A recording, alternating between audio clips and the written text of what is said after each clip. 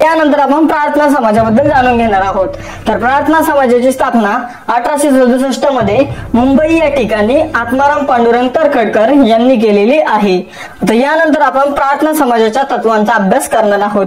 तर प्रार्थना समाजाचं पहिलं तत्व आहे मूर्तीपूजा व अवतार या कल्पनांना प्रार्थना समाज मान्यता देत नाही। यानंतर दुसरं तत्व आहे ईश्वर भक्तीनेच प्रसन्न होतो।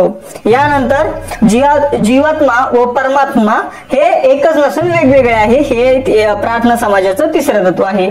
आणि यानंतर आत्मिक उन्नतीसाठी प्रार्थना करावी हे याचं पुढील तत्व आहे। तर ही आहे प्रार्थना समाजाची तत्वे।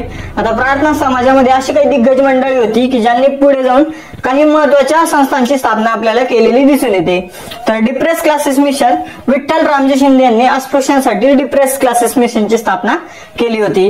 त्यानंतर चिपळूणकर, आगरकर आणि लोकमान्य टिळक यांनी डेक्कन एज्युकेशन सोसायटीची स्थापना केली होती। आणि यानंतर जे गोपाळ कृष्ण गोखले आहे यांनी भारत सेवक समाज याची स्थापना केली होती। तर हे प्रार्थना समाजातूनच या संस्थेची स्थापना झाली असे आपल्याला म्हणता येईल। यानंतर आपला पुढील